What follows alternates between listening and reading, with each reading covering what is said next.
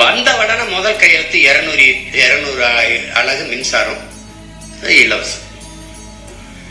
மின்துறை அமைச்சர் 2,50,000 கோடி கடன் இருக்கு அப்படின்னு.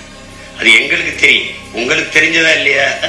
தெரியாம தான் போட்டிட்டீங்களா? தெரிஞ்சு போட்டிடும் போது 200 யூனிட் 200 அலகு மின்சாரம் இலவசமா தரேன்னு என்ன இதுக்கு சொல்லு? இதுக்கு அத்தனை கோடி பிரச்சனை இருக்கும்போது எடுத்தவொடனே முதல் கையெழுத்து 200 யூனிட் மின்சாரம் இலவசம். இலவசம் மின்சாரத்துக்கு கொடுறா, அப்புறம் இலவசமா கொடுக்கறதா இல்லையான்னு யோசிப்போ.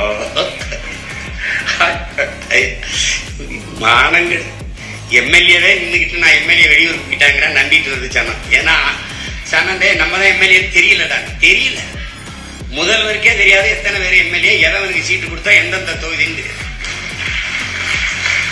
ஓட்டு போட்டவனுக்கும் தெரியல, சீட்டு கொடுத்து நிறுத்தினவனுக்கும் தெரியாது யார் எம்எல்ஏ. எங்க மொத்த பேரையும் அப்படி சொல்ல